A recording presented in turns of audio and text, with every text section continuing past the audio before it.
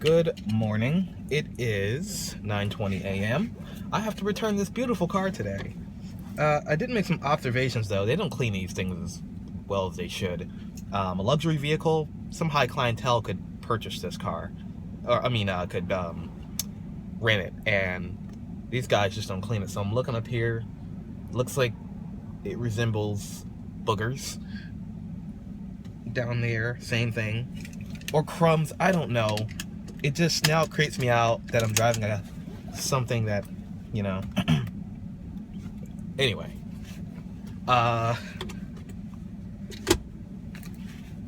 so yeah, I wanted to do a review on a car. I actually have to find a little parking lot to put this so I can kind of do a little overview on the vehicle.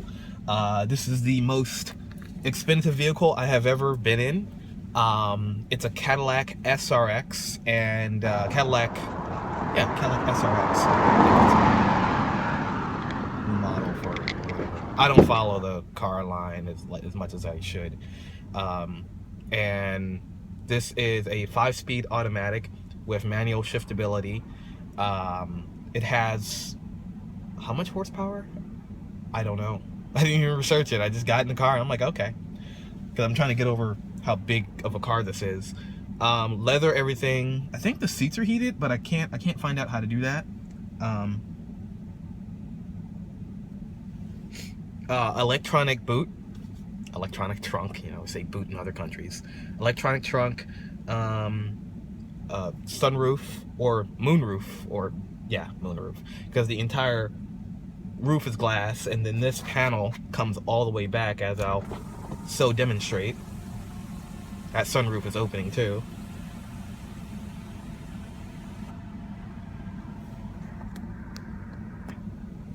So as you can see there, actually, hold on, that goes back much further. And now you see all glass roof. So this car is a semi-convertible, if you think of it that way. And if you just want to ride with the glass roof completely closed, you can do that. It's tinted, so the sun doesn't kill you. But I never actually had it fully open, so that looks nice. Yeah, nice. So the gauge cluster here, I'm actually going to use another camera for that. The gauge cluster is a mix of analog and digital. I think it looks really nice. And when the car is started, everything kind of just does a systems check. It's pretty cool.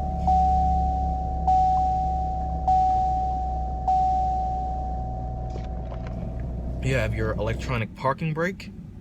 You have an eco mode and a parking sensor mode. So basically, if you hit this button, it'll turn it off.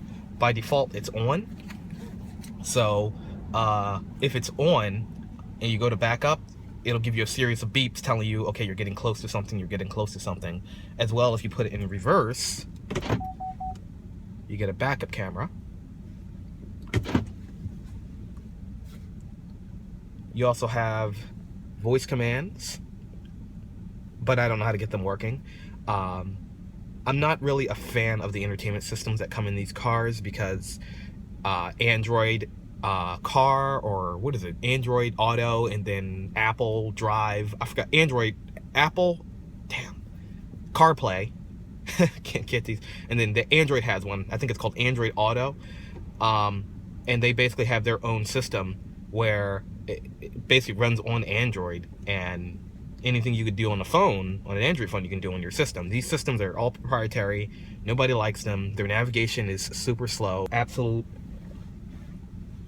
luxury in this vehicle. Leather, everything, like I said. Seats are fully electric with 2-person memory. You have this switch here for your trunk. Basically, this lets you open the trunk to 3/4 max or completely off. So I guess that's good if you're in a small, area and you don't want the trunk opening up all the way. You could hit something and probably break the glass. Lock your windows here, with the child window locks, and now you can't roll down the windows. Of course, all power windows. I think the first two are automatic. You have power mirrors, power locks, automatic headlights, automatic climate control, electric steering, I believe, and I think it's hydraulic brakes and an electric throttle. So this car is definitely a computer on wheels. Intermittent wipers, actually rain sensing wipers. I was out on the road yesterday and maybe somebody spit on the car because the wipers started going off, or it could be an electrical issue, who knows, it's GM. So other than that, I do like the car. Would I buy it? Not if I had disposable income. This wouldn't be my first choice, but no, I wouldn't buy the car. I wouldn't buy the car. It's GM. And plus, this car's too big for me. And I'll grow into it. Like, I'm driving it fine. But anyway, let's get on the road, because I'm sure that's more of a popular way of doing these videos. A ride here.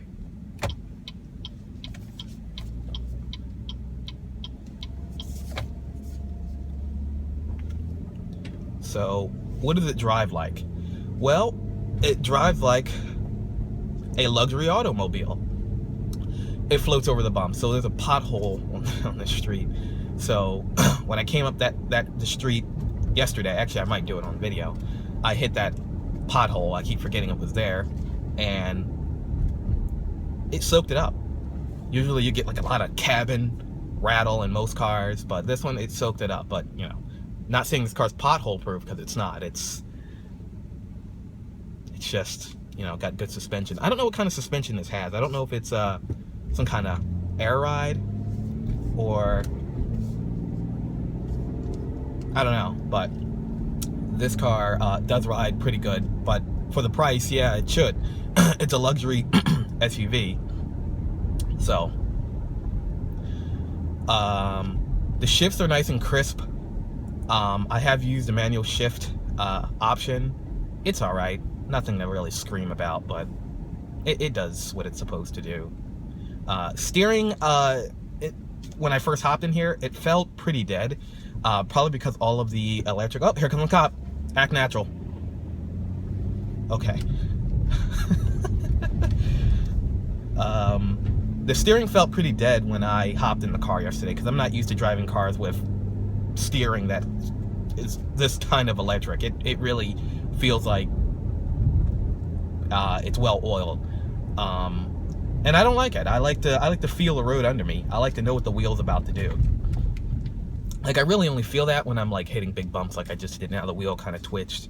But on normal roads, I want to, you know, it feels like there's nothing under me. The wheel doesn't, you know, give you any feedback until you start hitting rough road.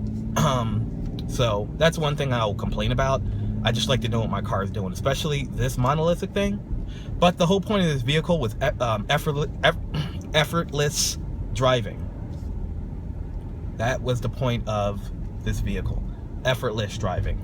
And effortless it is. This is the first car I've driven that didn't give me any fatigue, because I'm a new driver, so I'm still trying to find my comfortable spots